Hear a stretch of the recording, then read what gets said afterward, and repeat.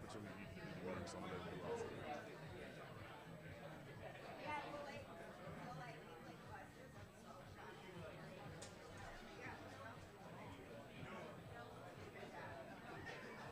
I'll rob him with his opportunity to continue meeting someone, let him go outside. Oh, fuck off.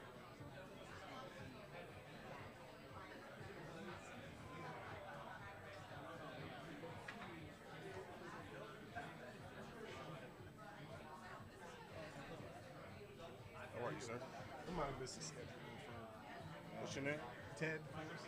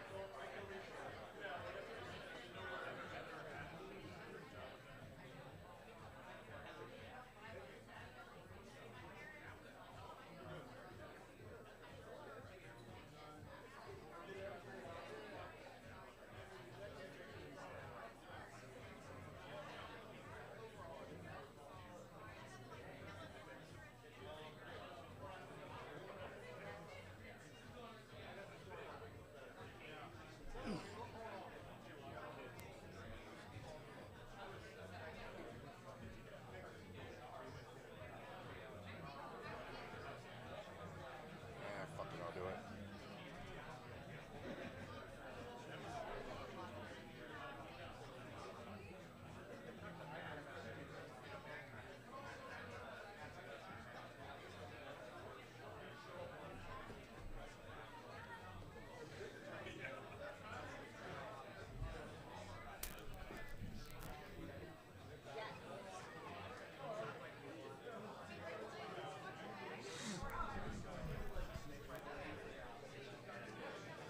Dip, dip, dip, dip, dip, dip, dip, dip, dip. Am I allowed to do off stage? No, not at all. No one else.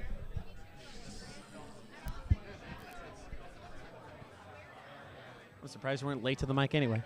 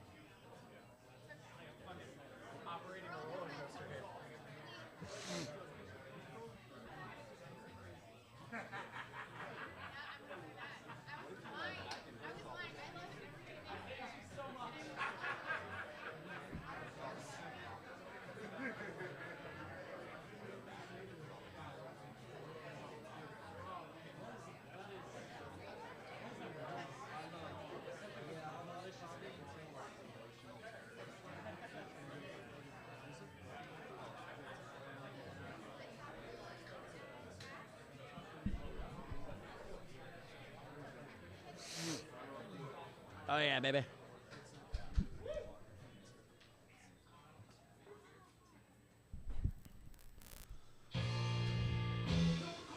Good evening, ladies and gentlemen, and welcome to Go Bananas Comedy Club, Cincinnati's home for stand-up comedy. Wednesday night, let me hear you make some noise! Oh, you can do better than that Wednesday night. Let me hear you make some noise! All right, we have a few very simple rules here at Go Bananas. Please turn off all of your cell phones. Keep your table talk to an absolute minimum. And no heckling the comedians, or you will be asked to leave. With that out of the way, make some noise for your family and friends that you're here to see tonight at the Go Bananas Pro-Am. And please help me welcome to the stage your host and MC this evening, the very funny, the very talented Tara Kay. Hello, Go Bananas Comedy Club. Yeah. There we go.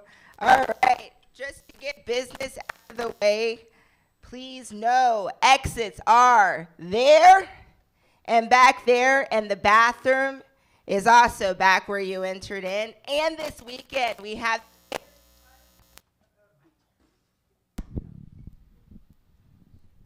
Got it? All right, cool. And this weekend, we have the very funny Sam Talent. Yes, make some noise for Sam Talent. Sam Talent will be coming to this club tonight to film a special this weekend. So please make sure you come. Now let's kick it into the jokes. Like I said, my name is Tara Kay, and I believe in Black Santa. Yeah. Hell yeah. Also, I used to be a middle school social studies teacher, and that job really sucked. It was it's a very hard job. Are there any teachers in the audience tonight? Can you just raise your hand? One, maybe two? Can we give a round of applause to the teachers? Thank you. Thank you. You have a very hard job, okay? Honestly, being a middle school teacher was the hardest job I ever had. I'd rather be the cleaning crew for 2 girls and 1 cup than to go back into teaching. It's a terrible job. It truly is. It's very hard. Oh, man. One of my worst days of teaching, I had a drug raid in my classroom. True story. Yeah. I had a drug raid in my classroom because 8th graders are terrible at hiding weed. Yeah, 8th graders are terrible at hiding weed because they forget it smells. The aroma stunk up my entire classroom. And so, the police were called, and a student got arrested that day. And I lost my favorite drug dealer. It was a bummer indeed. It was a bummer indeed. I wish that I was a chill girl. You know, I wish I was chill. I wish I was cool, calm, and collected, but I'm not. I'm not. I'm an anxious girl. I'm an anxious girl indeed. I wish I was a chill girl though, because chill girls, they have soft nipples and flowy hair because they're chill, and laid back. Me, my anxious gals, we got hard nips, we got those anxious nips. Stay on high alert. Everything makes us anxious.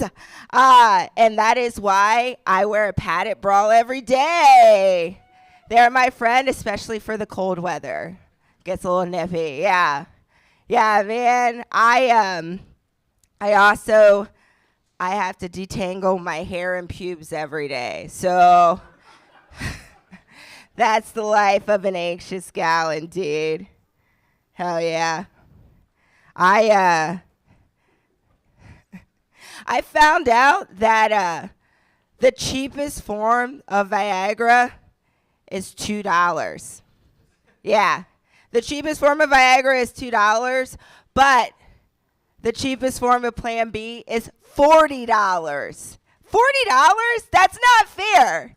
I can't believe that abortions are illegal, but geriatric boners are totally okay. I think it's disgusting, man. It's just really unfair. You know, like I feel like for women, our version of the $2 Plan B is just like shooting a water bottle inside of our vaginas, you know? Just like after intercourse, just like, oh, just shaking it out, hoping gravity works. Oh, God, I can't even afford my student loans. That is our $2 abortion right there. Doesn't work. Tried. Yeah. Yeah. And it's ridiculous. Like, Plan B is $2. You know who's buying the $2 Viagra? It's the cheap-ass grandpa. That's who's buying it. It's the cheap-ass grandpa who's buying the $2 Viagra pill from Kirkland's Best, you know? And he's, like, paying for dinner with Kohl's Cash. Like, just a cheap piece of shit. God. Oh, man. I wrote this joke 2 years ago, and I still love it. It's one of my favorite jokes. I've had a vagina for 33 years, and I have no clue what it's supposed to smell like.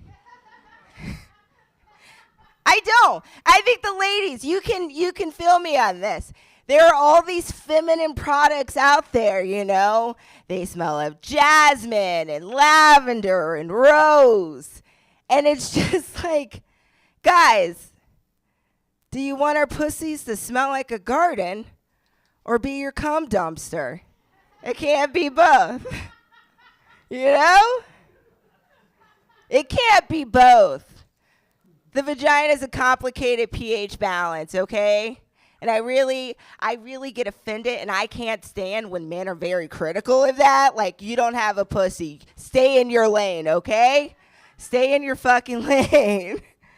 God, I once had a guy tell me, he was like, you know, like having sex with you is very difficult. You're too wet. It's like, are you fucking kidding me? I'm too wet? Maybe your dick is gay. Have you thought about that? Like, maybe your dick is gay. Like, if you wanted to stay inside of me, you would, all right? You're having commitment issues. I can see it in your eyes.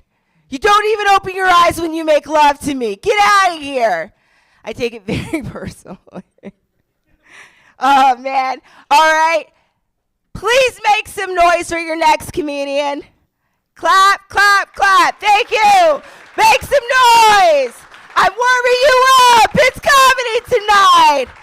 Coming to the stage is your next comedian, the very funny Alex Schubert. Hell yeah. Keep it going for Tara K, everybody. Hell yeah. Tara K. The K stands for comedy. Fucking A, let's go. I'm a dummy. I am getting older. I just turned 31 in August. I don't know. That's not really a bragging point anymore. I'm at the age right now where a lot of my friends are starting to have kids. Like an old friend of mine, she made this big Facebook post after she had a kid. The first line said, "This is little Riley. She's our little miracle." But the next line down, I swear to God, said, "And she's sassy like her mommy." How do you know that? She's 33 minutes old. How do you know she's sassy? The only way you could have known that is if she came out of the womb and immediately started talking shit. Like she walked out of, like she looked up at her dad like, "Dad, I love you, but you cut an umbilical cord like a bitch." You know that? I'm a sassy baby. I'm getting older. I'm getting older because I was out in OTR one night with some friends, and I saw a bunch. This is like last week, day before Thanksgiving. And I saw a bunch of girls in like kind of like skimpy, revealing outfits, like they weren't really wearing much. And my first thought was, put on a coat, please. There's so much. They're like, "Oh, come on, we're being body positive." Well, your temperature is going to be body negative. So for the love of God, put a coat on. That one was new. Let's cut me some slack there. I'm kind of an awkward guy. Like I recently found out that I have ADHD. Yeah, it's great though, because now that thank you, sure, I didn't find it. I'm just like, oh, bull, ADHD. I don't know, but it's great because now that I know this, I can work on its negative symptoms. Like one thing we struggle with is focusing, and I can improve that by taking Adderall. We also struggle with financial stability, and I can improve that by selling Adderall. It's awesome. Yeah. Yeah, if you want to talk about extremely organized crime, we cannot stop organizing. So I put that joke on the internet a few weeks ago and did pretty well, but the comment section, it flew over a lot of people's heads. Like one person commented, I swear to God, they said, I have ADHD and I have no problems with financial stability. And I'm like, that's great. Can I borrow $20? And she's like, I'm not giving it to a stranger. I need to work that out, but that's totally fine. Yep. The ADHD or the joke? Yes. Nah, I have a job too. Like I work a manual labor job right now. Like I work with a bunch of dudes in their mid to late 20s at a manual labor job for like 45 hours a week, which means that I have become an absolute expert in Joe Rogan's podcast. I'm exhausted. Like I am convinced I'm 2 truck rides away from fully believing that deer meat cures cancer. It's so bad. I'm tired. I also DJ part-time. It's kind of douchey to say. It is. I hate saying it into a microphone. DJ, it's kind of a fun job too, but if you don't know the job description, DJing, it's 85% playing music, and I might lose some of you here, and it's 15% appeasing white women. Oh my God, y'all are, you're pointing at her too? How many, do you have like go-to song requests too? Do you have go-to songs? That's a yes, in case you're wondering. What's your go-to song? It's Travis Tritt, It's a Great Day to Be Alive. I'm letting you know right now, country music requests go over every single time ever. We love it. Hell yeah. No, it's a lot of like and they also like a lot of women want to feel cool sometimes when they come up to me. It's like sometimes it's annoying. I'm sure it's not that bad. Like one night, some girl like really wanted to wear my headphones while I was playing, and I'm just annoyed as shit by it. So I was like, fine, I'll do it. But you're not cool. Because like she's wearing them like, come on, I'm on stage at Ibiza. I'm like, no, you're at a pizza restaurant in Dayton, Ohio. Shut up, please. You're not cool when you're wearing headphones that I got on clearance. So please leave me alone. I'll leave on that. I'm Alex. Thank you guys so much. And coming up next to the stage, I've known this guy a long time. You're going to love him a lot. Please give it up for Justin Adkins. I'll deal with that. There you go. All right, everybody. You're going to love me, but he's just known me this whole time. That's been his experience. That's fun. Thank you, Alex. Thank you very much. Oh, God. Guys. You guys like fun facts? We have fun facts crowd? Yeah. I'll tell you a fun fact. I think fun facts have gone too far. That's a fun fact for you. I'll give you an example, right? Here's a fun fact. I.e. the example I said I was going to give you. I know I don't have to say words 50 times. Koalas, 90% of koalas have chlamydia. Fun fact. That is one of the curable ones, you know? Like, do you see where I'm getting at? We didn't find this out because we wanted healthier koalas. We found this out because we wanted more fun facts. I think the original fun fact was that like 30% of koalas have chlamydia. And we were like, that's not fun enough. You know? 30% of my hometown has chlamydia. That's not fun at all. Sometimes it's scary. So they took that 30%, had them have sex with 60% of the other ones, and there you go. The funnest fact in the world. A bunch of koalas with an STD. I don't know. I think too much. I think about a lot of stuff. Like, this other thing I was thinking about. Church's chicken. How's that not the one that hates gay people, right? It's like right in the name, you know? It's like it's deep fried in there. However you get the hatred into the meat. It's in there and it's delicious. I think they could think. I don't know. It's a lot of things puzzle me, you know? Like here's this, like what's it called when two cars meet going both ways on a two-way, one-lane road, and then one of them gets to drive and the other one pulls over and never marries? Is that, you know, like you got the coward and the champion? Like what's that move called? Why didn't they tell me that in school? Sometimes you're going down a road, you know what, it was supposed to be funny in 5 seconds. I'm not going to make it funnier by talking more. Hey, that's how you do it, guys. That's how you do it. You guys ever can't leave your house because you lost your keys, you know?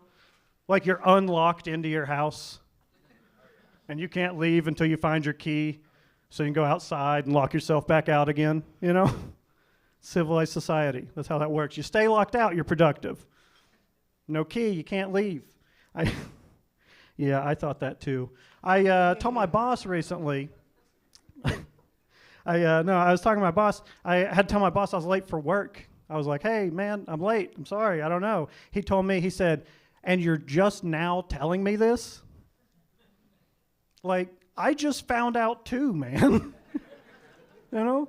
Like, if I'd known I was late any earlier, I'd have been on fucking time. That's how that shit works. I don't know. I mean, technically, I should have known I was late the moment I got to finish my dream, you know? Like, if you're in bed long enough to see the credits roll, you're not on time for shit, you know? Like, you've missed the bathroom, you know?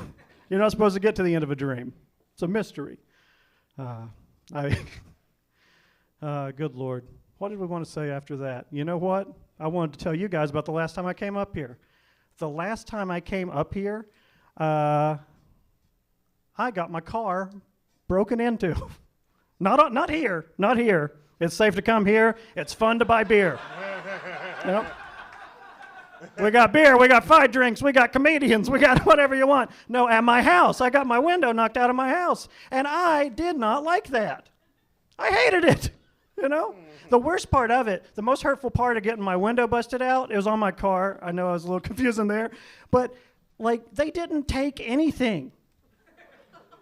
They broke into my car and you didn't want any of it? My favorite raincoat's in the back seat. It's a good raincoat. My mama gave me that raincoat. Why don't you like my raincoat? That's what I want to know, you know? I had to go on Temu. We know this, the new wish.com. I had to go on Temu to get some preventive devices for break-ins. I got this, I got a little oval that blinks red sometimes. That's my big one, guys. All right, hey, you know, I'm going to cut that one short. We're going to have a good night tonight, everybody. Our next comedian, one of my very favorites. I want you to put your hands together for the only, the one, Blake Hammond.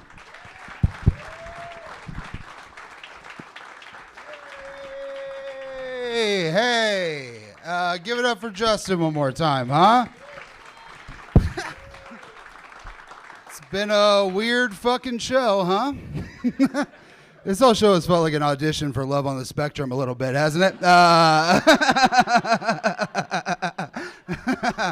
love Justin, man, but he he looks like he works at a library where they don't have books, but people just go to jerk off. He's a jerk-off librarian. Does that make sense? Yeah, he looks like Hagrid from Harry Potter, but like in a gay porn I'm writing. But sorry, I don't know what that means. That was fun. You guys hated that though. You guys fucking hate gay people. Okay. All right, we're gonna try to start the show and not be weird. I'm gonna tell a joke. Here we go. This happened recently.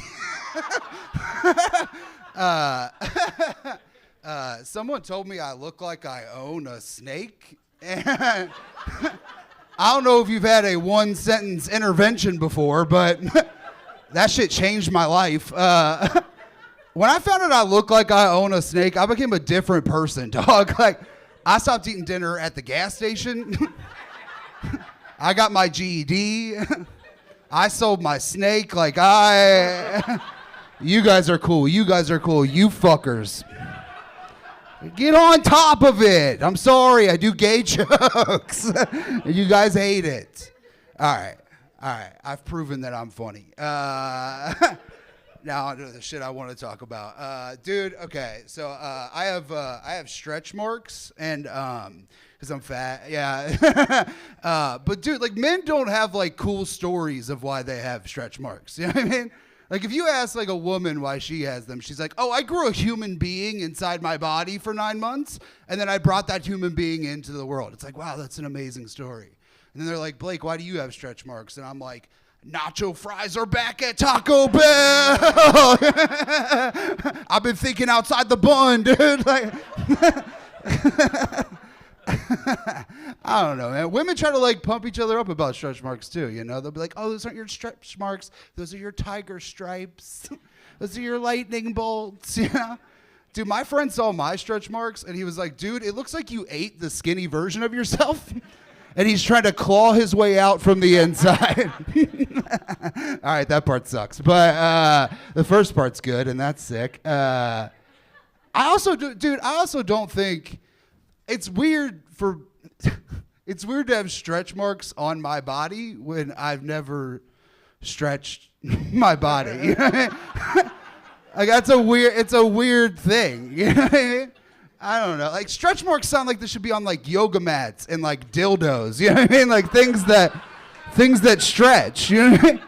Not on me. You know? I don't know. Like maybe this is a good example. Like every time I've gotten athlete's foot, it's felt like stolen valor. Does that make sense?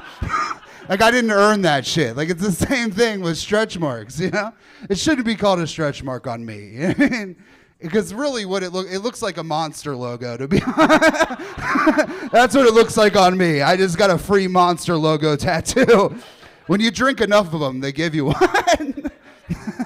All right, that's pretty funny. Okay, hell yeah.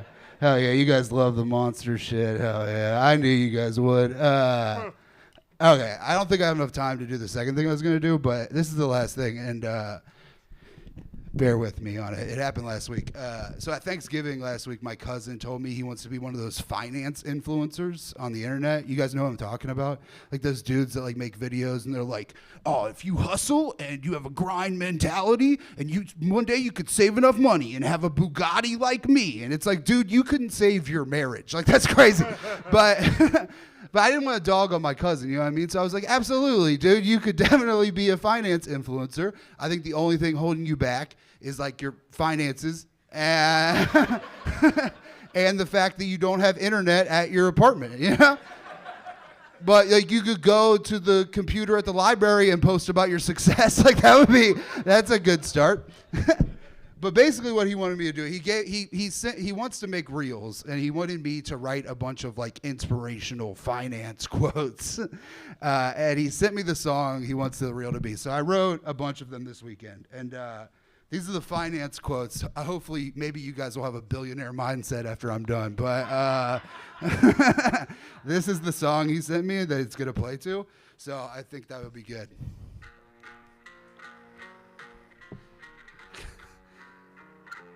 I watch pornography at my job because I love working hard.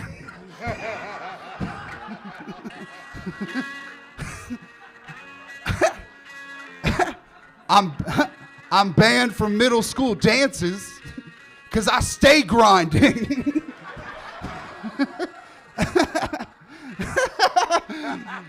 I don't eat Snickers bars because I stay hungry, son. That one's dumb. Lions don't concern themselves with the opinions of sheep, and snakes don't have legs, but they keep it moving.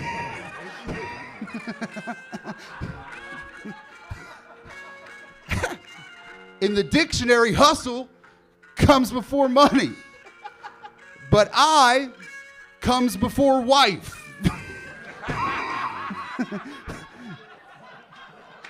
Anyways, I sent him all of those, and he hasn't paid me for them yet. So he's probably a pretty good businessman, honestly. All right, that was it for me. Thank you, guys. That was fun. Yeah, we are a crowd now. That rocks. Fuck yeah. All right, I want you guys to make a lot of noise for this next comic. He's very funny. Give it up for Carl Litchfield, everybody.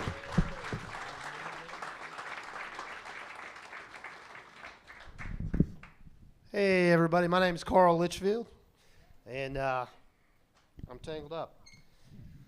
You know, like some of the other comedians, I realized I'm getting older lately. The gray hair is a dead giveaway, the aches and the pains. But it started when I was about 30. My wife looked at me one day and she said, "Honey, you're getting fat." I said, "Okay." She said, "I'm going to make an appointment with my doctor for you." That's scary. So I went to the doctor. She said, "What's the problem?" I said, "My wife said I'm fat." She said, "Honey, you're not fat. You're stocky."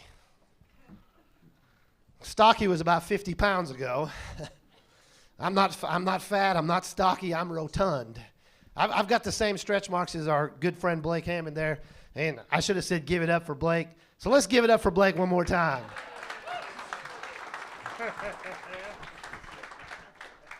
But a few years ago, I went out hiking with my wife, and halfway into a 7-mile hike, I started having trouble breathing. I started sweating profusely, and I got real nauseous, so I lay down in the middle of the trail. My wife said, "Are you having a heart attack?" I'm not a medical expert, but I don't think so. She said, "Do I need to call 911? No, I just need a minute. I'm laying down in the middle of this trail, and she looks at me and she goes, "You know I can't carry you out of here?" No kidding. I'm about twice your size. I realized that. I got up, got home, called the doctor on Monday morning, made an appointment. I went in, he said, "What's wrong?" I told him my symptoms. He said, "You know, 3 out of 4 signs you got a bad heart." Thanks, doc. So I scheduled a stress test. I went home that weekend. I mowed my lawn, and I flipped my lawnmower over on top of myself.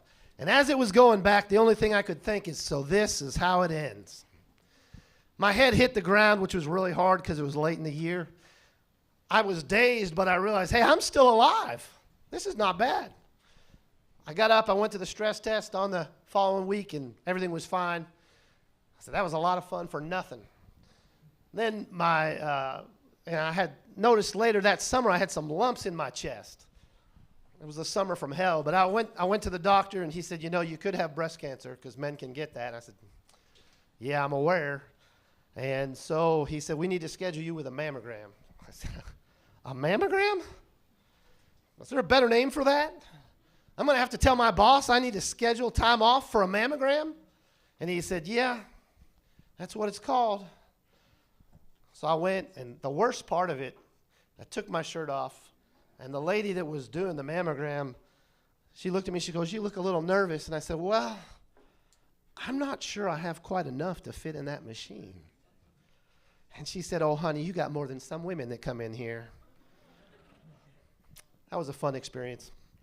It wasn't breast cancer. It was just lumps from drinking too much caffeine. So the doctor said, "You got to stop drinking soda." And I said, "That's not going to happen." Sorry, I'll deal with the lumps. But after about 6 months, I decided those lumps probably were a problem. So 3 years ago, I quit drinking soda. Feel a lot better now. And then I went over to my son's last summer, and I was going up the outside steps to his deck. And one step from the top, he lives on the second floor, the steps collapsed. Probably time to go on a diet, right? Nope, not for me. I just kept going. But I'm hanging there from the wrought iron rail with my feet dangling. My wife is on the deck above me. She goes, "You know I can't pull you up." No kidding. "I didn't think you could." "Well, what are you going to do?" "I'm not sure, but I'll figure it out." So I lowered my hands as far down as I could, and I dropped to the ground. When I hit the ground, I thumped my chest and said, "Natural stress test. I'm all right." Hey, you guys have been great. My name's Carl Litchfield, and we're getting ready to bring up this next comic. Funny guy. His name is Spencer DeMulkey. So let's give it up for Spencer.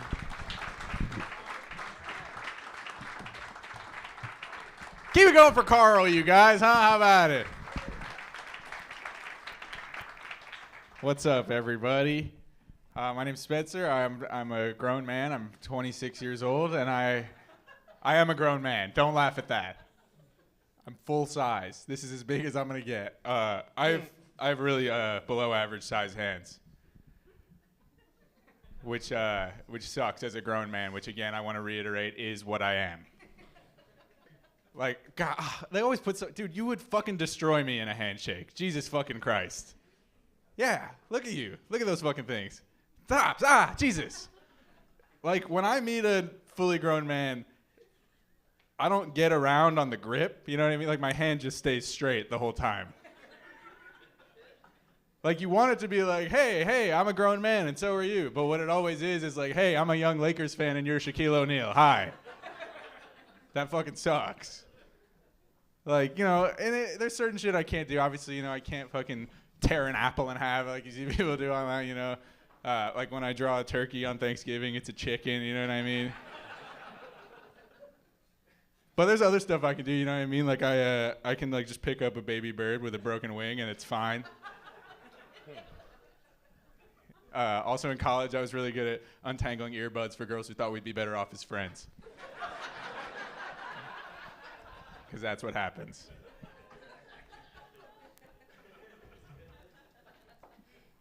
I went to the zoo not that long ago. You guys like the zoo? All right, yeah, people are fans of the zoo. I was there. I was enjoying the sights and the sounds. And I saw a guy at the zoo who was blind. What was he there for? The smells? It seems like an odd place to hang out as a blind person. Not really getting the full experience. He just pays $30 to walk into a place and he's like, yep, that is elephant shit, for sure. I know that. I don't have to see to know what that is. He's like, wow, the bears must be in heat this time of year. That's unusual. What is that, placenta?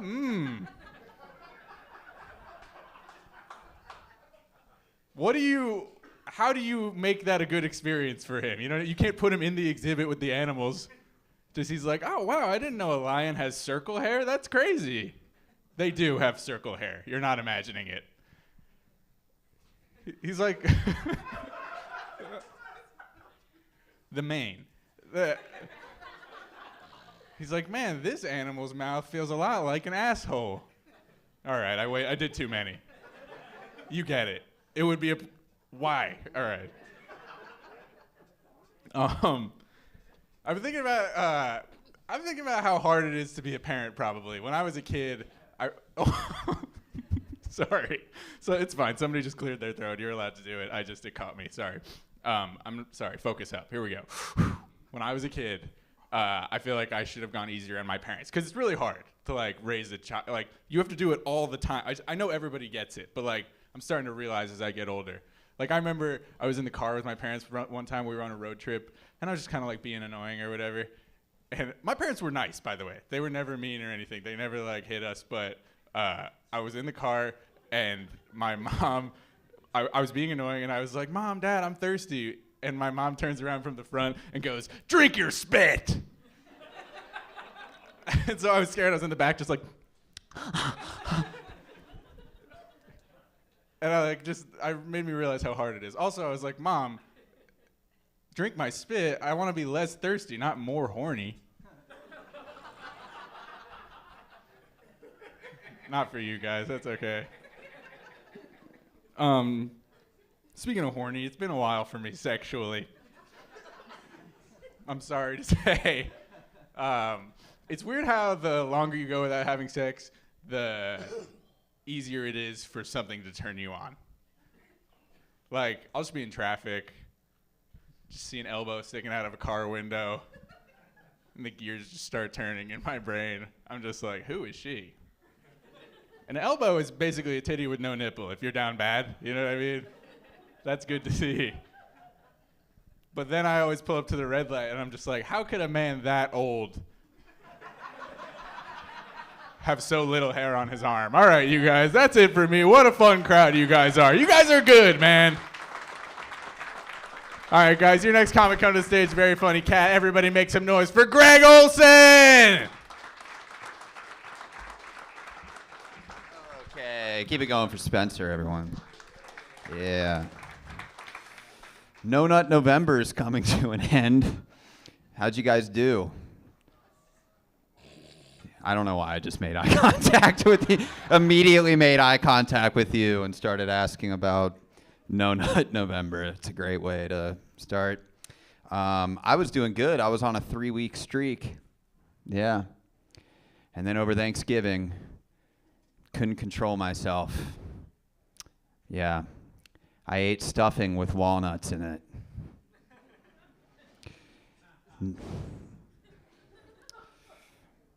No, I'm kidding. I got hot cousins. Who else?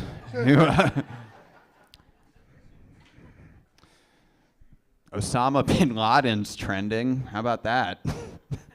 Guys been on TikTok lately? Nothing's hotter than Osama bin Laden, I guess, on TikTok. Kids these days, am I right? Man. Yeah. His letter to America recently went viral.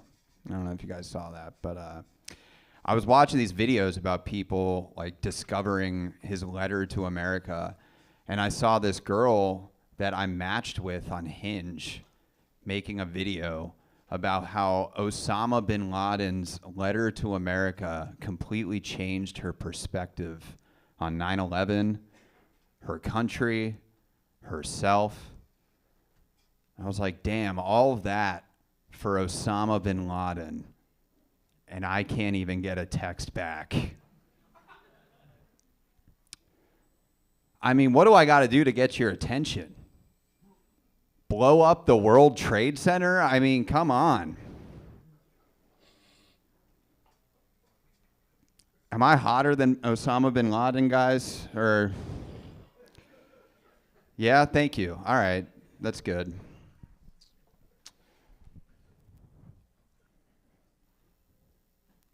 This is fun. This is great. All right, you're not into bin Laden material. What else we got?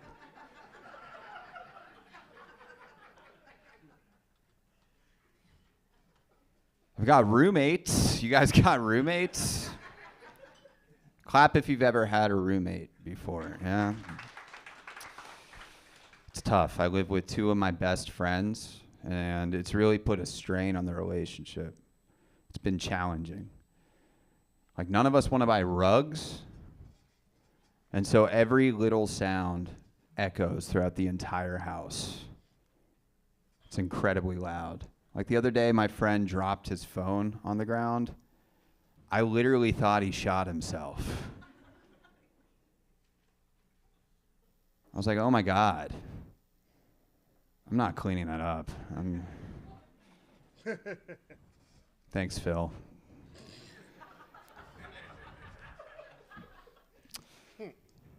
Yeah, I don't even have a rug to roll them up in. I mean, what am I gonna do? Been interviewing for jobs lately. Interviewed at a job the other day. They asked me about the gap in my resume. I said, oh, that was when I was trying to out Pizza the Hut.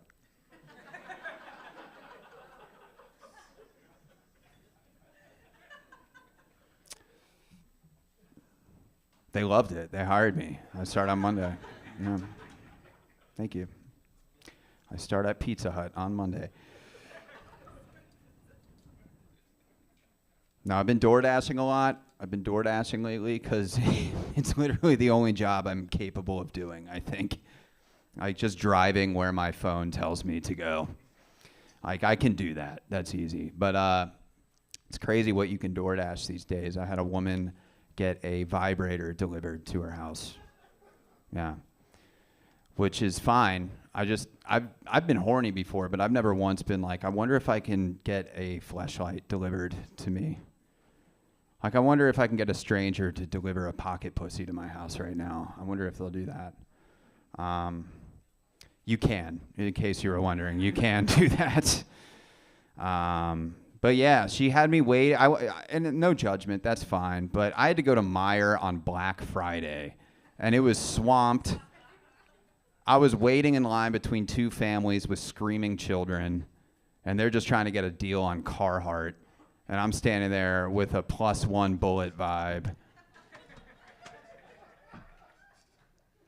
The fluorescent lights are beaming upon me. I'm standing there like some sick, pale freak. And then I get to her, and she doesn't even tip me. And I'm like, I get that you don't get it. You didn't get any tip tonight, but I mean, that doesn't mean that I shouldn't, you know. Guys, give it up for your next comedian. Very funny, Brian Noah. Everybody, thank you.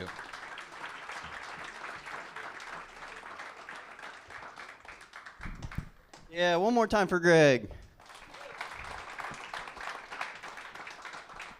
Gonna be clapping a lot this evening. How's it going? I'm from around Columbus, Ohio. Took me about 2.5 hours to get here, but it was kind of worth the drive. Around those parts, I guess, I breed cows for a living. Comedy's not my full-time gig. But a lot of times I tell people that I breed cows, and if they're not familiar with farms, it's like, whoa, how do you get into that, and how is bestiality really a career? Well, I got into it at 19. I was a virgin at the time. But I don't think you make it to 30 as a virgin without some peanut butter and a canine, so I was all right at 19. But it's just a 3-day class, guys. Not hard to get into. They give you the giant arm condoms, some lube to get in, because you got to go in rectally. So, I mean, I do punch assholes all day. But the most important part is this wire syringe, you know? And from there, it's just a coat hanger trick. I just give LifeStep, take it away. But no, unless I'm on a college campus, and then it's just a side hustle. But yeah, this new law that passed is really going to take some business away. But look me up on Instagram. My prices are competitive. You may appear on my OnlyFans. So no, it's a fun job. I didn't start out breeding cows. I actually started out milking cows because I was breastfed. But no, my wife, or not my wife, my breastfeeding my wife. No, my mom. Yeah, I'm not calling her a cow. I did start out I did start out milking cows, like real cows, real udders, you know. And I liked it because when I actually went to school for it, and we always had like these neat sayings of like, yeah, we're first in line with the milk. We help bring the milk from the teats to the streets. From the titty to the city. We play well with udders. But yeah, that one's always my favorite one. But no, I do milking cows. I was teaching one guy to milk one day. He's a high school. I was in college, and I walked into the parlor, and he's like, "Hey, I just got one question." I was like, "What's that?" And he's like, "How do you know if this is a boy or girl cow?" And I was like, "What do you mean?" He's like, "Well, I've yet to see a wee-wee on one of these things." I was like, "Oh man, we're milking them, so it's probably a girl cow. Like if you're milking the bulls, that's just a favor."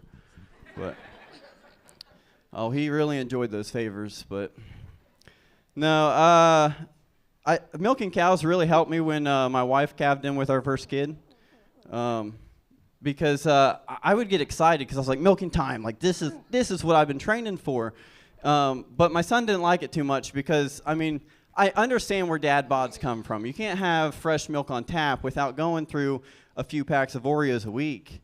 And so I'd be apologizing to my kid all the time, like, sorry, you got to go left, man. I cleared out the right one for snack. But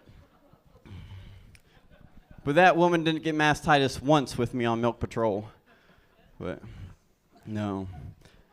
I do enjoy my job breeding cows. I like practicing Spanish with a lot of the Hispanics I pass. And I went up to this one lady. She didn't speak any English, so Spanish was the only option. It was a hot day. I was like, this is it. This is my time to shine. I go up to her, and I was like, está caliente. And she looks at me and says, no. I was like, all right, maybe she didn't hear me. Está caliente. She says, no. I was like, all right, this bitch don't speak Spanish. So I went to the parlor, and I found her husband. I was like, está caliente. He's like, sí. I was like, all right, this guy gets it. I went to my next farm. I see my buddy Jose. He speaks English too, and he's like, pinche Noah, you can't say está caliente because está caliente is are you horny?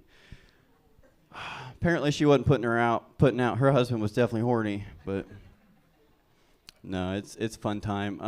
I do talk about bestiality a lot, and my wife called me out the other day. Like, she's like, I'm starting to think you like bestiality with how much you talk about it. And that kind of offended me a little bit because I feel like as my wife, she should just know that. But no, I do talk about bestiality a lot, so I feel like I needed to do some research. And so I was looking up like what kind of animals people do bestiality with, which is normal, like the cows, dogs, horses, whatever.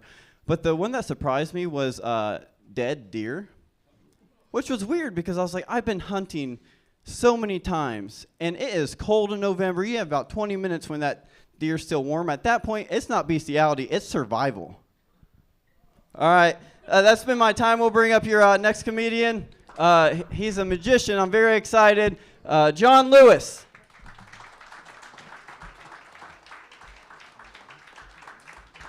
I'm gonna take the microphone and put it right there. That way I don't have to touch it after he did.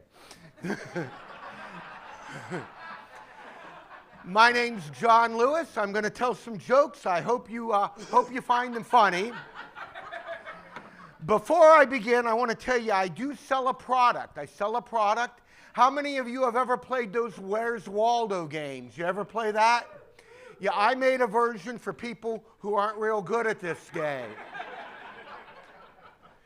But I like collecting bumper stickers. You know, that is when I see one I cop it, I don't actually rip it off the car or anything. Today's cars, the whole bumper would come. But anyway, you've probably seen I Love My Dog. Have you seen that one? Yeah, absolutely. But let's be realistic. It would be better if it said, I spayed my dog. Or better yet, I clubbed my baby seal. Now, what you don't want is something like, I beat my kid. No. And you definitely don't want, I love Jeffrey Dahmer. I actually met a woman who said Jeffrey Dahmer was her cousin. Boy, that would make that game of Cousin Jeffrey's Got Your Nose really scary. Yeah, and I'm a Christian, so I don't mind I love Jesus. Now, that doesn't really offend anybody, does it? No, no. But what I am a little unclear about is when they have something like, my mom and dad who homeschool myself and my 9 siblings have made sure I never have to come into contact with people who don't love Jesus. Because that's an advertisement for Chick-fil-A. And maybe you've seen the bumper sticker that has a stick figure family. You've seen that? Yeah, well, here's the same stick figure family that got a golden retriever. Okay, that didn't work. I'm going to do what Blake Hammond does. These jokes suck. But I do like playing games. How many of you like games? Yeah. Like, I like watching old people play chess because they go, king me, king me, king me, king me. Sounds like an old Donald Trump speech. Or I like a pop-up. I like playing whack-a-mole. You ever play whack-a-mole? That's not the game. That's my dad doing that to me. But anyway. But that game, whack-a-mole, was an early version of a pop-up blocker. And another one I can write here that But how about this? People say, John, do you like Angry Birds? No, I get enough of those on the freeway. But I do have a game that I'm involved in. It's a total immersion version of Grand Theft Auto. It's not actually a game. We just take you to Price Hill and leave you there. But I am a magician. I am a magician. I do card tricks. My wife loves doing pick a card, any card. My wife loves doing pick a card, any card, but she has something totally different in mind. Would you like to see a magic trick? I could do something with beautiful artistry, or something stupid and dangerous. Okay, who wants beautiful artistry? Not a darn one of you. You're an evil audience. Who wants me to risk my life for your viewing pleasure?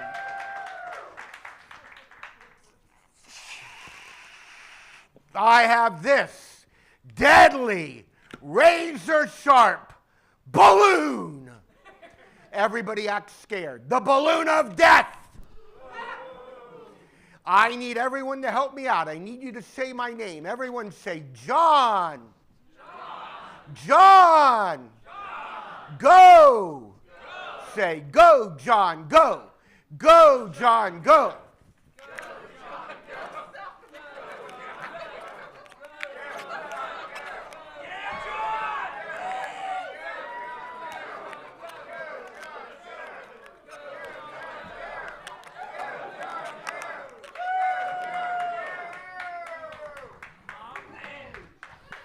Oh! Now we're going to play the game, Guess John's Sexuality. Oh. Well, I just want to announce that that's my time. We're going to have another person. Hey, remember, love yourself, be good to yourself, never set the bar too high, because if you set the bar too high, short people won't have a place to drink. But we have a lovely newcomer. She's talented. She's lovely. Really, now, come on. Let's put our hands together for Rashika. Wait, can you leave the box? I need that for my act. Thank you guys so much for being here. How's it going? Are we having fun? Yay. My name is Rashika. I have a lot of friends in New York and LA, and they always tell me to move. They're like, Rashika, you gotta be here. There's the comedy scene, there's the culture. And you know, I always tell them I like living here, surprisingly. I like living in the Midwest because I'm ethnic, and so I stand out, and I love attention. I used to waitress, and people would stop me all the time like, excuse me, miss, you have such an interesting look. I love your complexion. Where'd you get it? What was your name again? Rashika? Wow, how exotic. Where are you from? And I'd say, oh, I'm Indian. And they'd say, Indian? Wow, I've never met an Indian person before. I'm like, that's crazy. You should see a doctor at some point in your life. Just one checkup a year, do it for your health. No, but I love being here. I love comedy. I love being an Indian woman in comedy because, you know, diversity is important to me. Breaking stereotypes, that's important to me.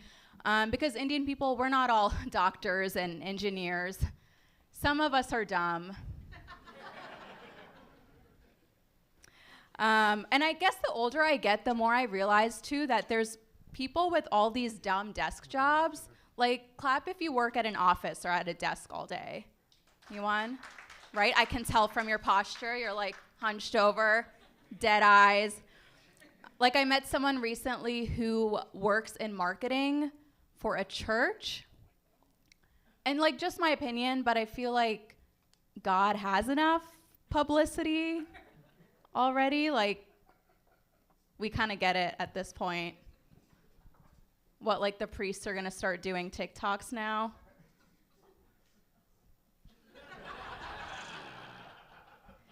But it is a Catholic church, so that would be a good way to get in touch with the youth. I'm just kidding. The TikTok kids are too old for the priests. I think I struggle with religion. I have since I was a kid because like the concept of praying is weird to me. Like I feel weird, I feel selfish, like the whole ask and you shall receive. I'm not Christian, but the point stands. Like, just what if I ask for too many things and then the world like runs out of things, or like, and we're all doing it at the same time. Like, you saw what happened with Ticketmaster. Like, the site's gonna crash. But I just feel self-conscious and I feel selfish, and like there's people, you know, I'm fortunate. There's other people that need more help. And so this is what I end up looking like when I'm praying. Like my parents are religious. We'll go to the temple. I'll put my head down. I'll look around like it's a test I can cheat off on.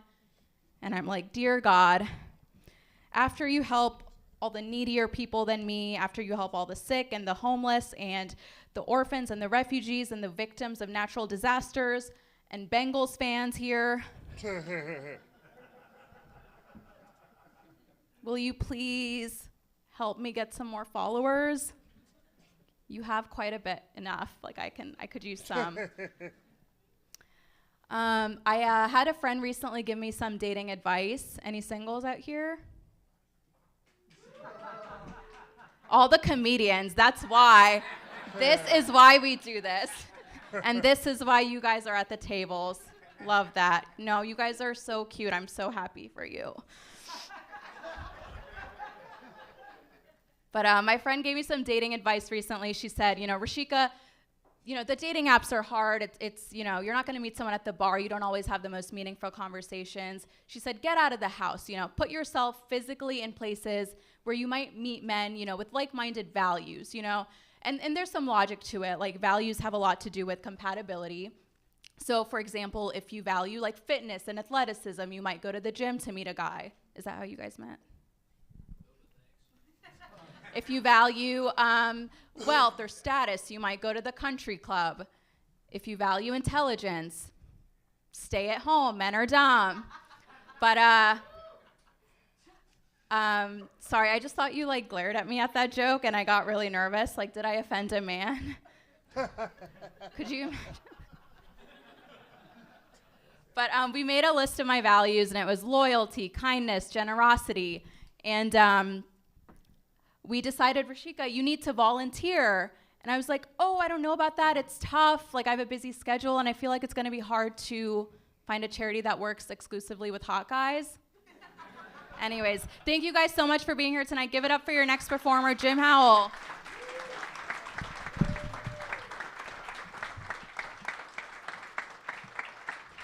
Hey, give it up for Rashida, everybody. That was awesome. She was absolutely awesome. I can tell by how some of you are looking at me, and the answer is no. I've never been to prison.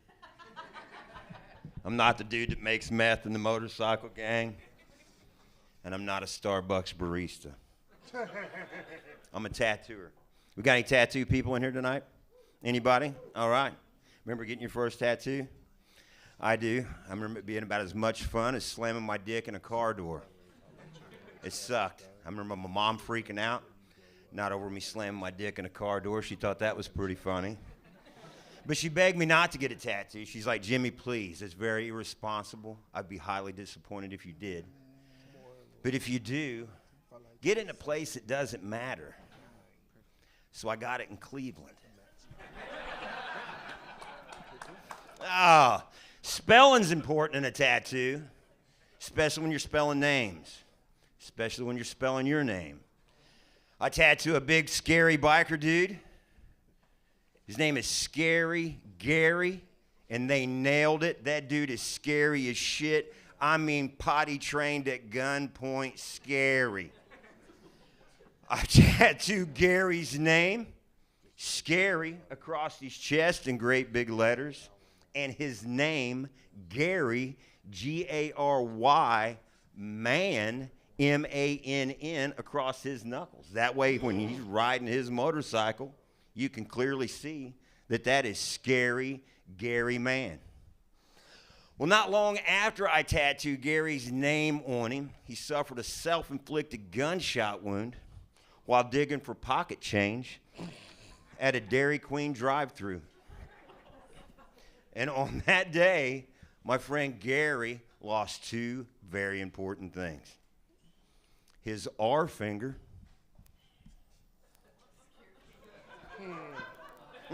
That's right, and his goddamn mind. Now he is Scary Gay Man. And he is definitely a scary gay man. So Gary comes into the shop. He's asking me if there's anything I can do about his homophobic finger bang. I got my man straightened back out. Now he is Scary Gas Man. Tells all the kids he lost it in a bad pull my finger accident.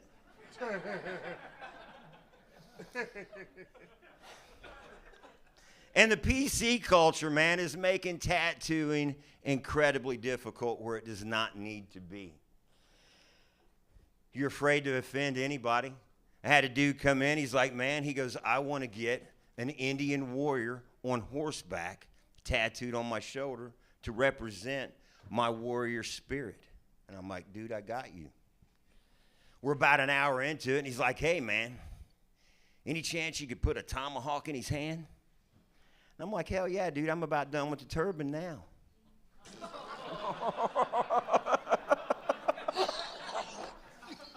And placement is super important with a tattoo, man. It's super important. I had a young guy come in, and he's wanting a 3D Jesus tattoo. And it's Jesus on the crucifix on his forearm, where Jesus' hand is his hand. Now, look, I'm not religious, but I get it aesthetically and spiritually. That's a very cool tattoo. But there are going to be some eternal regrets with that tattoo. I feel like I need to do the Lord's work. So I asked him, I'm like, dude, what do you do for a living? He's like, man, I'm an Uber driver. And I'm like, look, man, I'm going to ask you to reconsider this. Even though your passengers are going to feel incredibly comfortable that Jesus does, in fact, have the wheel. It's when I quoted from the book of Masturbations 24/7. Jesus belongs in your heart, not on your forearm choking Peter from the cross. Can I get an amen? Amen. That is right. We saved that young man. And a lot of people like to ask me, Jimmy, where is the most painful place to get a tattoo? Is it like on your foot? Is it your hand? Is it your neck? Your taint? That weird little piece of elbow skin down between your yay and your nay that you forgot you even had. Till Scab Daddy jumps up in your business, dipping and ripping like the devil himself, tossing your salad with a hot fork. You start realizing you're having some regrets. So when people ask me, where's the most painful place to get a tattoo? I tell them Cleveland. Hey, that's my time. Thank you very much. Please keep that energy going for your next comedian, Kyle's Oyster.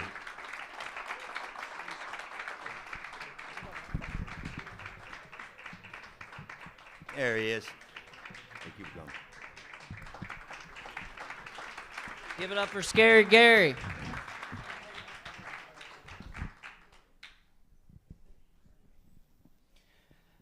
Thank you. I know my voice is ASMR sounding, so the rest of this is going to be me talking in ASMR. I don't know if you guys follow that on YouTube. Just kidding. We're going to Mr. Beast this, where if you post a video and it gets 50,000 likes, I'm going to buy you beer for the rest of the night, so let's get into it. Just kidding. Alrighty.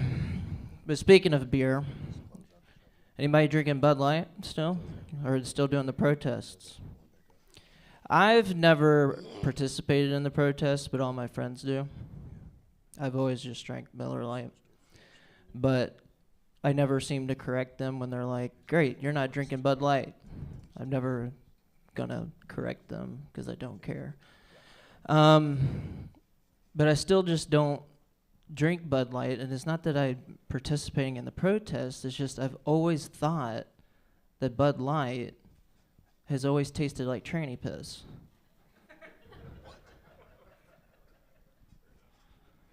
But yeah. So interesting enough, yeah. But interesting enough, Joe Burrow, seeing him as the, what's it called? At Kroger, he's the spokesperson for Kroger's wellness experience thing. I don't know if you guys seen that at Kroger yet, but I thought, what poor timing to see that. But I was like, how true is that? Like when Joe Burrow got hurt, did he like go to the little clinic like the rest of us with his broken hand?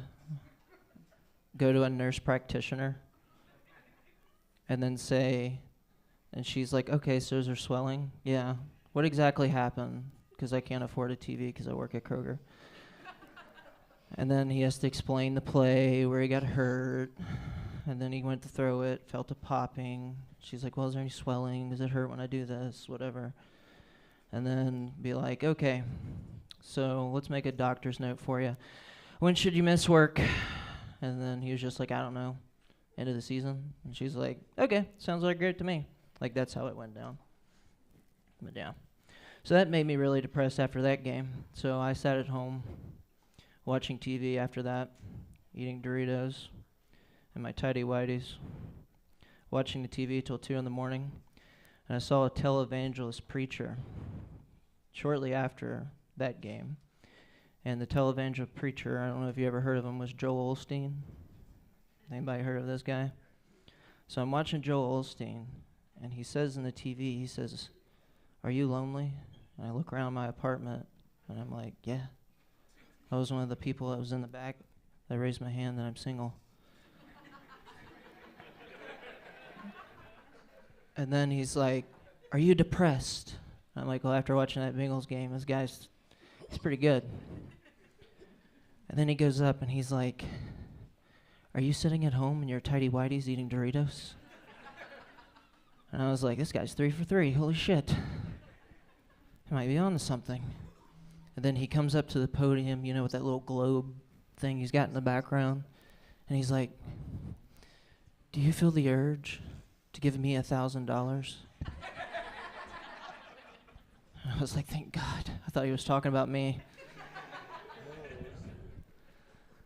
Really glad he wasn't talking about me. But yeah. So what do you guys think of that Bengals game? Pretty happy about that? 'Cause I sure as hell am not. But yeah. Oh. One sec.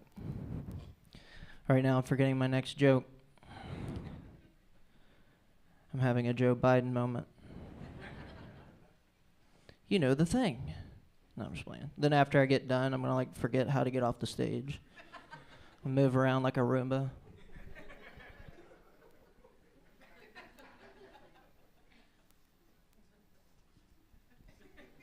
That's our president. My goodness. Recently, my house has gotten broken into a couple of times. That's fun. So whoever the fuck's breaking in my house, fuck you. But anyway, somebody's broken in my house twice. And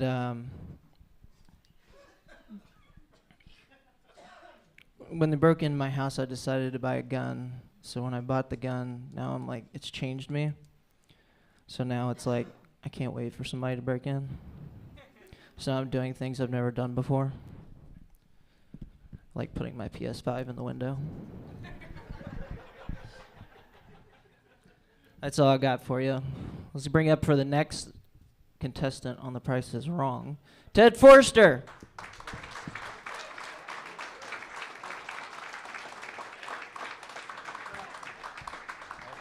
All right, let's give it up for Kyle. I want that Kyle confidence. Been working on my own confidence. I want the confidence where I can speak about myself in the third person and people go with it. There's a NBA pro, Dikembe Mutombo. Who knows Dikembe Mutombo? A lot of commercials. 18 season pro, 8-time NBA. Nobody cares about this stuff. One of the things that I really thought that I've heard about Dikembe when he was playing, he would walk in the club with confidence. And his first thing out of his mouth is, "Who wants to sex Mutombo?" That's how he would walk into a club. That is a huge net to cast. I'm pretty sure that there were a lot of people like, I'll fucking Mutombo. Mount Mutombo. Dikembe was a 7'2", 270-pound center from the Congo. So you know dude was packing. And he would just come in the club, "Who wants to sex Mutombo?" I need that type of confidence. I know I don't have that type of confidence. I want that type of confidence.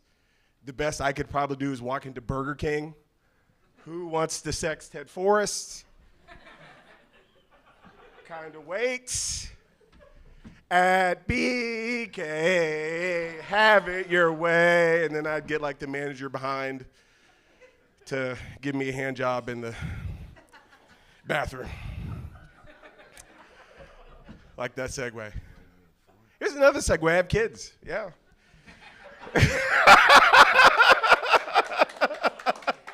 2 kids, actually. That's right. And a wife. Can you believe that? Just made that joke. And as a parent, I know it's my responsibility to raise my kids and to support my kids and to give confidence to them. They play sports. They're pretty damn good at the sports that they do. And we put a lot of money into those sports, and it's primarily because there's no other option. They go to volleyball tournaments, and we're into the volleyball. Get your hand on top of the ball. There's no 529. This is your only chance. This is your only chance. So I'm really trying to support them as a parent. I didn't have that support when I was younger. My dad wasn't around, so I know how important that is. And I also know how important it is to continue supporting them as they grow older in their career choices. But what if a situation where your kid decides to be a stripper? Is that one that you get behind? He's saying yes. What if, do you support your kid if they're a stripper? What if you're a female stripper in the club? In the club, they're getting up on stage. Next on stage, Cheyenne coming to the main stage. Get some tips out to put on those hips. Get out there, and before she gets on stage, Dad comes out of the back of the club. Cheyenne, honey, I know I haven't always been there when you were growing up, but I'm here now, and I want to support you, and let me tell you, these guys played a $20 cover, so you better show them tits and ass. Twerk for them boys. It's awkward, right? What if you're a mom? Do you support your son who decides to be a stripper, who drops out of community college? Do you go to brunch and try to get some situations for him? Kyle dropped out of college, and he's decided that he wants to be a stripper police officer. His name is Officer Long Dong, and I think he'd be perfect for Becky's brunch this weekend. You support that? You have to support that. That's part of the deal. Here's another awkward segment. I just realized that I'm prejudiced about my porn choices. I am. Now, I'm a black guy. I see another black guy in the crowd. Other black guy, what is your preferred Google search option? White girl, big tits. There we go, white girl, big tits. That's a good one. See, I'm right along with that. I prefer, most of the time, big black cock. Big black cock, oil orgy, that's my preference. It's not that I'm buying white cocks. White cocks are great. Sometimes I put big Asian cocks in, nothing comes back. So we stick with the big black cock. The thumbnails always come up. Everything's going well. And then eventually, the particular scene that I want to see, it's usually a nice girl by a pool. She's hanging out in a bikini, and then oil starts coming out, and then all of a sudden, 6 Matumbos come out of nowhere. And I'm like, run, bitch, run! Thank you so much. Thank you so much. Bringing up next on stage, our boy, Butch Wesley! Good job, man. Put that mic on there for you.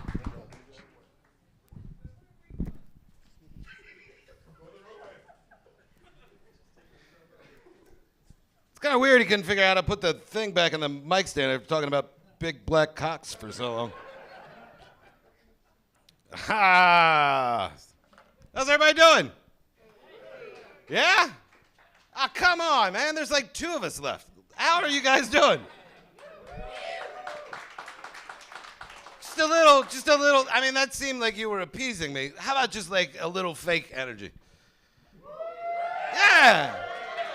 Yeah. Yeah, I can't tell when it's fake. It's fine. It's good to be here. I don't know. Maybe you've been wondering what I've been up to lately. I farted in a fridge not too long ago. That was fun. Made it to like 45, and I was like, never farted in a fridge. Let's open this door up and put a fart in there. Nothing really happens. But I did it. I've been wondering a lot about paradoxes. I saw a dog eat a turd once, and I was like, well, does it turn into something else and then back into a turd? Like a butterfly? Or does it just stay poop the whole time? I don't know. It's a paradox. That's what it is. Nobody? Nobody? All right. It's getting cold, which means I missed Frisbee golf season this year. Any disc golfers out there, as we prefer to be called? Yay! Did you just say no? I didn't ask if there was anyone that was not a disc golfer. If you've never played Frisbee golf, disc golf, it's kind of fun. It's a lot of fun. It's just like normal golf, except without instead of using a stick and a ball and a hole, you got a disc and a bucket, and that's cool. It's a lot cheaper. It's pretty cool. And so the way it works is that you get a disc or two, right? And you go out into the woods and you stand on this cement block and you take your disc and you line up your shot and then you throw your disc directly into the woods. And then you go look for it for a half hour. It's a lot of fun. And you got to look for it because those things are expensive. Like, they're not really expensive, but compared to Frisbees, they're pretty expensive. Right? Like, they're like $15. So people will actually put their name and their phone number on the back of them, so if you find it, you can get it back to them. Problem is, you never find your disc. You only find their disc. But I'll still call them up and be like, hey, I was out at Mount Airy. I found your blue disc. Just wanted to let you know there's a red disc near where you lost your blue disc.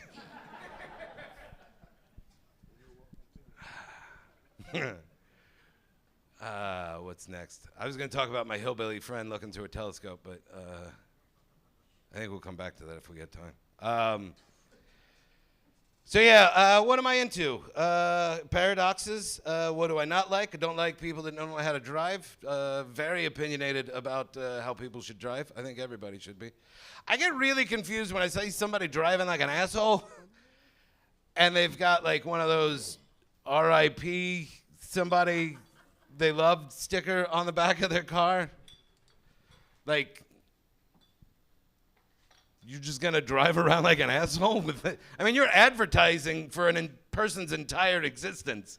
And this is how you're going to represent their memory? This is what you're going to do?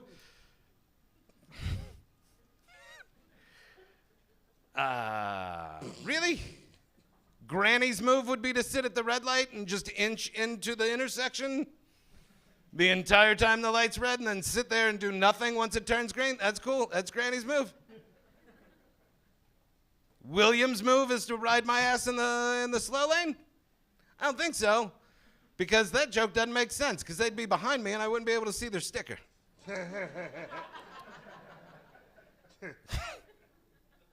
Just realize that one. That one doesn't make any sense.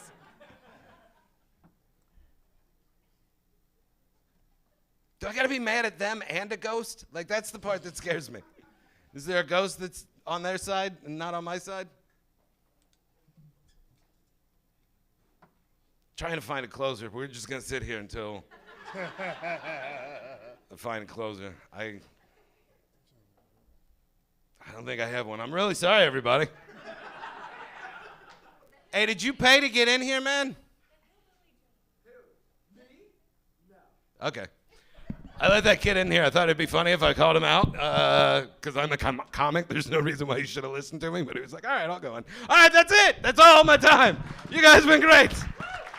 Are you guys ready for your headliner tonight? I need more fake energy for your headliner tonight. Everybody give it up for Zach Wyckoff. Oh, one more time for Butch, everybody. Oh, my goodness. Thank you for mustering up. No, this is a good time to leave. Okay. Just a moment I get on stage. She got tired from mustering up the fake energy to see me. So that's awesome. Very fun. Wow, how fun to hear a comedy set from Ghost of Christmas Future. He's probably my dad. How's everybody doing? Yeah, heck yeah, dude. Thank you guys so much for sticking around. We really did it. We had some ups, we had some downs, and now it's me. So we'll see, dude, you know? Guys, I don't know if you can tell by my whole energy, but I still have a twin-sized bed. Yeah, thank you. I appreciate that. Are you a twin-sized bed too? No, I have a girlfriend. Okay. Yep, maybe don't leave yourself open for the meanest thing anyone could say. Oh, man, I hear girls are cool. Oh, that's hilarious. People do make fun of me all the time, strange man. People do make fun of me all the time. My buddy was helping me move one time, and he would not stop making fun of me. He was like, dude, what are you going to do if a girl comes over? I was like, I don't know, man. What am I going to do if I meet LeBron James? Why are we doing fake scenarios? I don't know. I'd scoot over and make some room for the king. You know? I don't even know what I would do if I had a king-size bed, you know? I just have all that unused space. I just have to invite over this guy's girlfriend. Like, no, you hated that. Okay. I'm sorry. I would never. I have this energy. Okay, here we go. Okay. I'm not here to steal your girlfriend, brother. He's like, no, we didn't think you would. Whew, okay, that was fun. Guys, I've been told I have former fat kid energy, which as a former fat kid, it's just nice to have energy. That isn't from Mountain Dew. Do you know what I mean? Like, yeah, dude. I was a chunky kid growing up. I used to be a swim shirt kid. Do you guys know what that is? You're like, oh yeah, I used to push you into the pool. No, I used to be a swim shirt kid. That's a thing when you try to cover up your body with a t-shirt. But what they don't tell you about swimming in a white cotton t-shirt is it just looks way worse than being naked. I thought I was gonna cover up my body. Nope, it's just a highlighter for my nipples. It's not great. You ever accidentally win a wet t-shirt contest? It's not good. I don't know, dude. I've been trying to I don't know. I was a chunky kid, but I've been trying to keep in shape and work out and stuff, and you guys can tell. Hurtful. I've been trying to keep in shape. I was at the gym. I thought I was doing a good job, but I was at the gym recently, and out of nowhere, this dude came up to me, and he was just like, hey, man, I'm a personal trainer. I'm just going to give you a little advice real quick. Cut out dairy. Yeah, you'll be back here in 15 days. You lose 30 pounds. You'll be thanking me. And I made the decision right then and there. I was like, yeah, I mean, I guess no more tight shirts at the gym. That's what that means. I'm going to start working out in hoodies. Maybe see if Under Armour makes a kimono, honestly. And it was a dude, by the way. No ladies coming up trying to talk.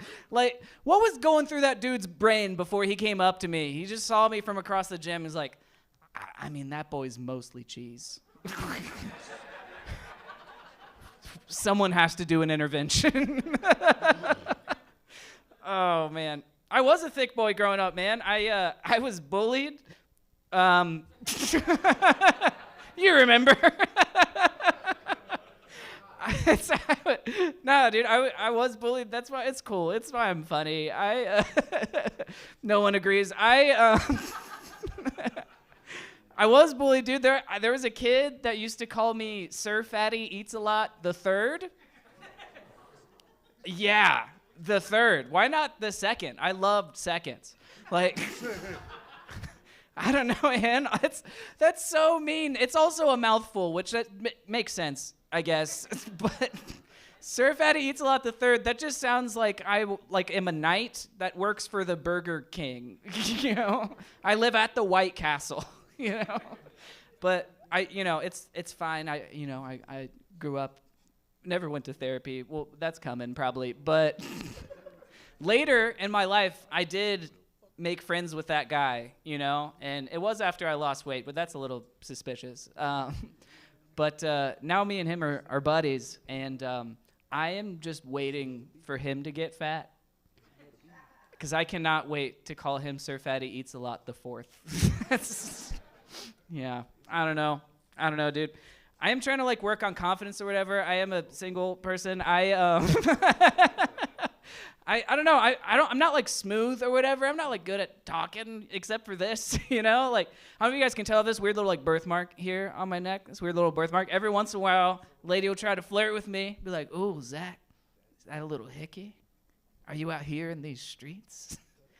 And I'm not cool. I just have to tell them like, no, actually, my mom gave this to me. Want to even it up? Like, you can't. That's not good. And I say girls. It's old women at my church. That's exclusively my demographic for sure. You know, introduce me to your. Please don't cover your laugh. It's the only thing I need. That's exclusively my demographic. Is the grandmas of girls I'm into. Like, that's, you know, I can crush a handshake, dude. I'm so good. I just got a face you want to make a lasagna for. I don't know. I never had a good luck with dating, dude. I don't know. This is true. I had a girlfriend not too long ago, an ex, and she just started dating a former NFL player. So she has a type. That's insane, dude. She got flown out for the first date. She got on a plane for the first date. I don't have flying out money, you know? Even though I have this haircut that looks like I would corner you and talk to you about crypto. I don't, man. She got on a plane for the first date. I have the kind of money where we're on a date and you're like, "Hey, do you want to get a bird scooter?" I'm like,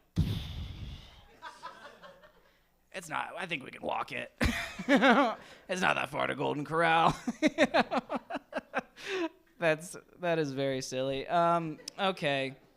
I did used to play football though, which does surprise people because I don't have like big aggressive football energy. I just seem like I'm in it just so I can hang out in the huddle with the boys. You know? I just wanted to play a contact sport because my love language is physical touch. That's dumb. Okay, good. All right, that's that whole thing. Oh man, it is fun to be here, gang. I recently did a show just a week or two ago inside of a prison, and they were also mean. They were like, "You short guys, your feet never match your body," and I was like, "Okay, thank you for that thing. I'm gonna think about for the rest of my life." I appreciate that. Totally unrelated, by the way. I'm wearing this does anyone like Alan Jackson or whatever? Heck yeah. Spotify Wrapped came out today, so I posted a picture of me wearing this shirt, and then someone went into my comments like, "Hey, it's all right to be little bitty."